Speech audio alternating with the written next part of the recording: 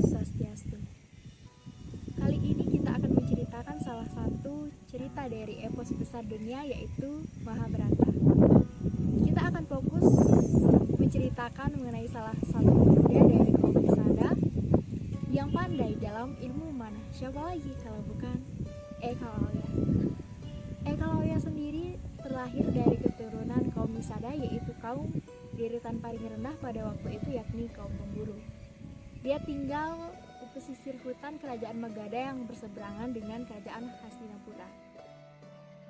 Dia adalah satu pemuda yang memiliki kemampuan yang lebih dalam ilmu memanah. Ingin meningkatkan kualitas dirinya dalam ilmu memanah, dia kemudian bertekad untuk ke kerajaan Hastinapura untuk bertemu dengan Guru Drona, yang dimana dia menginginkan atau dia berharap bahwa nantinya Guru Drona sendiri mau menjadi gurunya. Dia kemudian menyusuri hutan sampai pada kerajaan Hastinapura. Dia sangat berbahagia karena dia telah sampai di kerajaan Hastinapura. Dengan angannya dia ingin menjadi murid dari Resi Drona. Kemudian perjalanannya pun terhenti ketika dia melihat banyak sekali orang yang sedang berlatih. Aku memiliki bakat memanah yang mumpuni. Tapi, untuk menjadi pemanah saja tak cukup bagiku. Aku ingin menjadi pemanah terbaik di negeriku.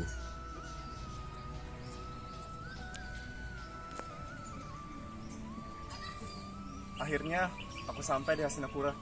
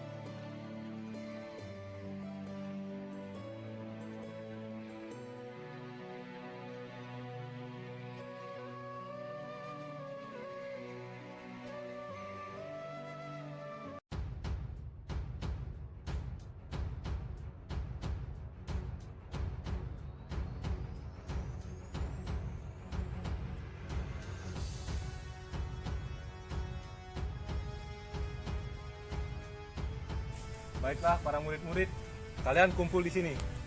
Siap, Guru.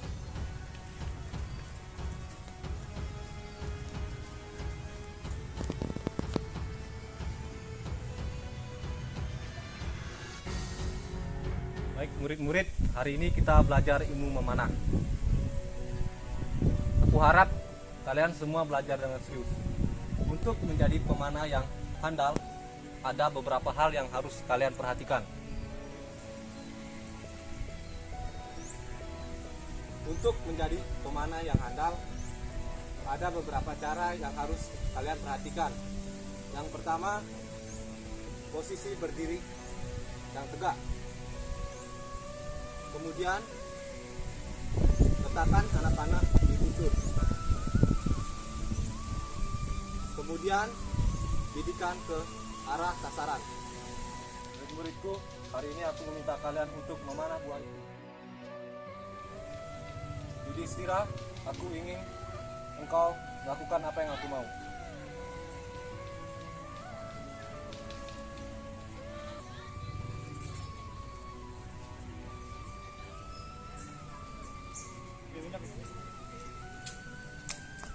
Baik, selanjutnya Duryodhana.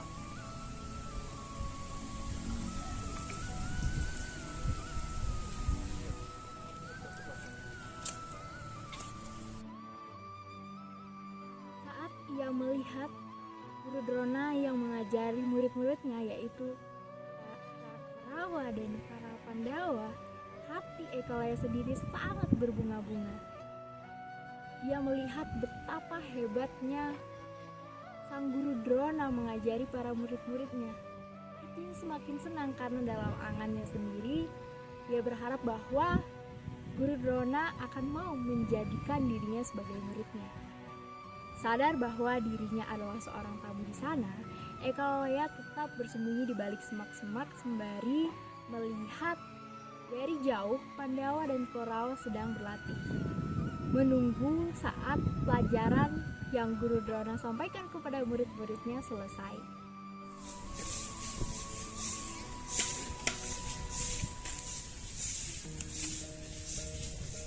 Baik, selanjutnya Bima.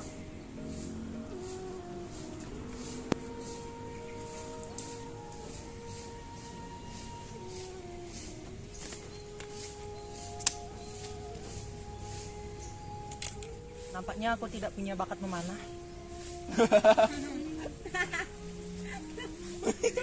Baik, selanjutnya Nakula Sadewa.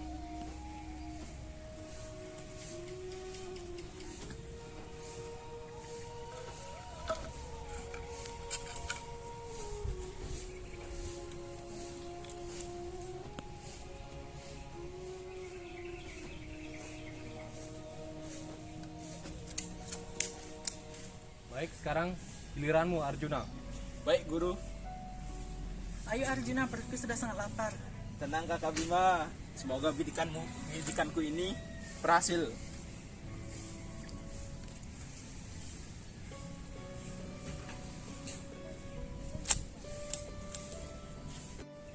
Bidikan yang sangat bagus Arjuna.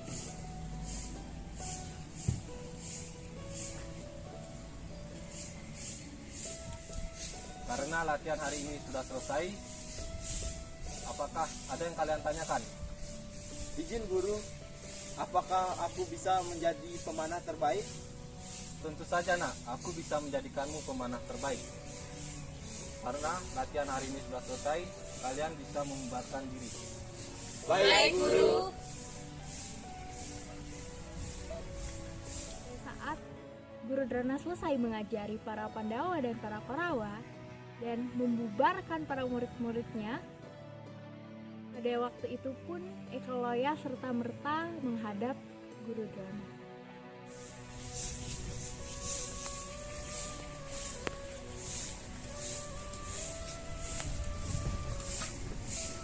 Salam Guru.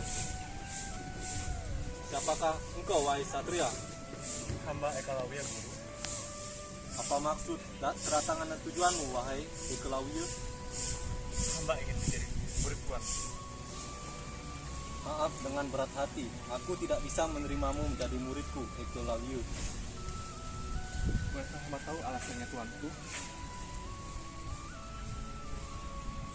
Aku terlanjur menyanggupi untuk melatih para ksatria Kurawa dan Pandawa. Untuk itu, aku tidak bisa menerimamu sebagai muridku. Karena aku sudah menyanggupi untuk melatih para ksatria Kurawa dan Pandawa, agar mereka bisa mewarisi ilmu yang kumiliki dan menerapkan ilmu itu di setiap keadaan. Apakah hamba terlambat, Guru? Oh tentu tidak. Lalu bagaimanakah, Guru?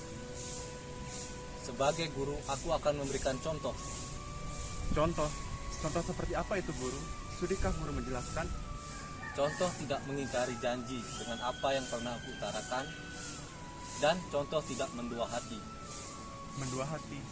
Mendua hati bagaimana, Guru? Hamba tidak mengerti.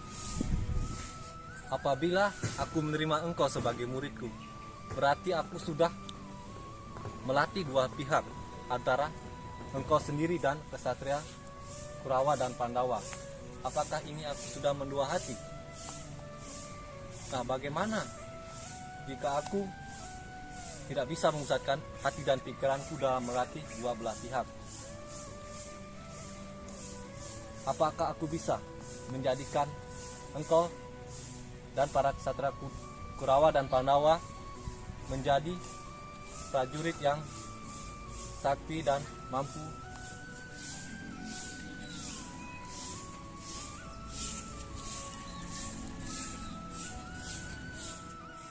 Sebenarnya Ekaloya sendiri dapat menyanggah perkataan dari Guru Drona, namun tidak dia lakukan.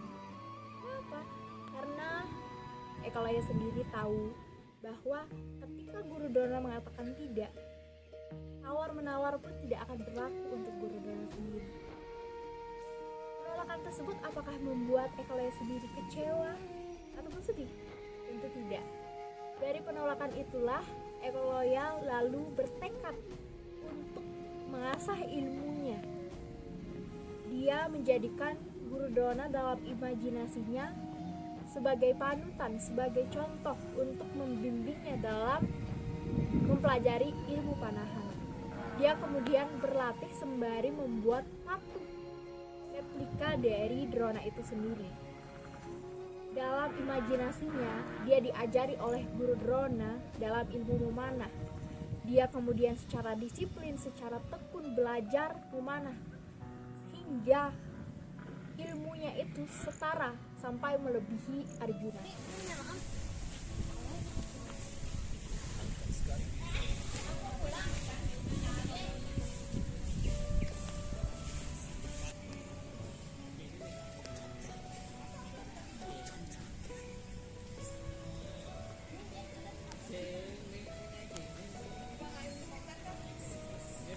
Suatu hari, dia mendengar suara anjing menggonggong.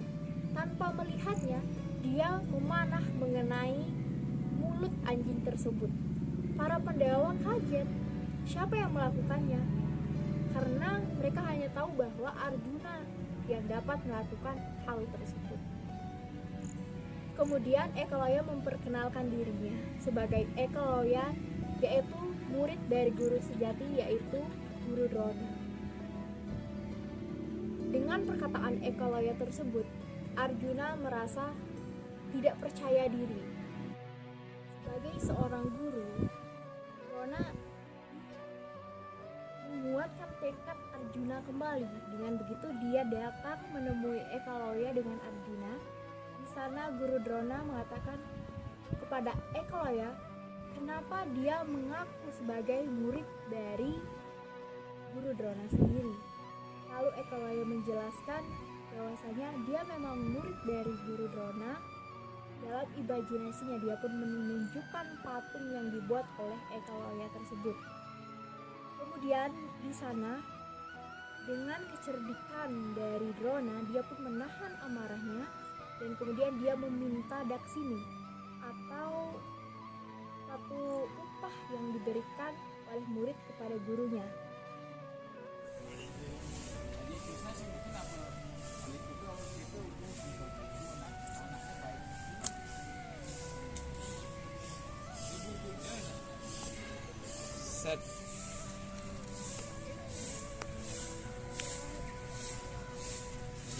Siapa yang bisa melakukan itu selainmu, Arjuna?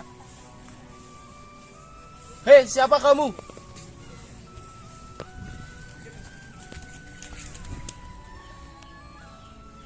Hei, siapa kamu? Salah, aku Ekoloya, murid sejati dari Guru Drona. Aku harus melakukan sesuatu agar muridku tak hilang motivasi. Lancang sekali kau mengatakan aku sebagai gurumu. Maafkan hamba, Guru. Jika engkau menganggap aku sebagai gurumu, maukah engkau memberikan aku sumbangan? Baiklah, Guru. Aku akan memberikan apapun untukmu, Guru. Tapi kau harus memberikannya sekarang juga. Tentu, Guru. Katakanlah. Sebagai pemberian khusus yang kau berikan kepadaku, bisakah kau berikan ibu jari kananmu? Bisa, nak. Ekoloya terhentak sejenak dan dengar permintaan dari guru. Namun kemudian dia mengambil pisau dan memutus ibu jari tangan kanannya. Dia kemudian menyerahkan ibu jari tangan kanannya yang berlumuran darah kepada si Drona.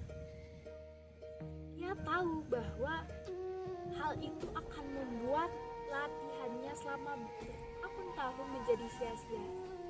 Dia kehilangan bakat memanahnya, dia kehilangan kemampuan memanahnya.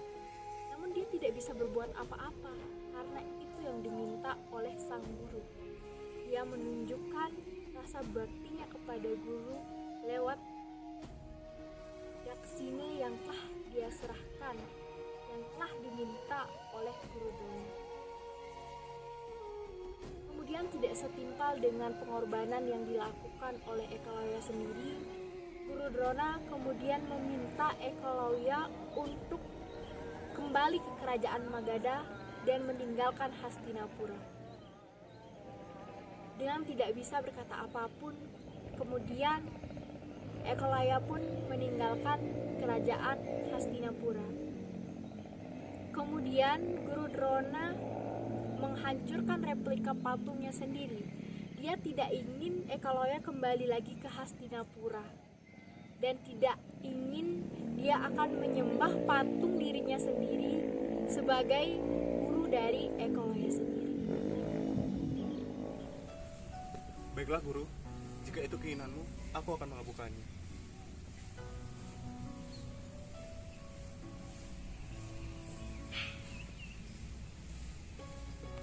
Terimalah guru, terimalah persembahan. Dedikasimu sangat baik, sehingga membuat aku senang, nak. Mulai sekarang, engkau jadi muridku.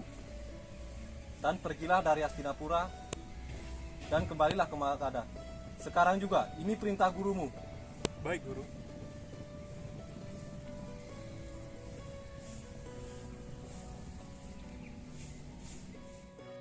Adapun nilai-nilai yang dapat kita ambil dari cerita Ekaloya sendiri, yang pertama yaitu nilai pengorbanan yang dilakukan Ekaloya untuk membalas budi kepada Guru Drona karena dia menjadikan Guru Drona sebagai gurunya. Yang kedua yaitu nilai semangat dan pantang menyerah.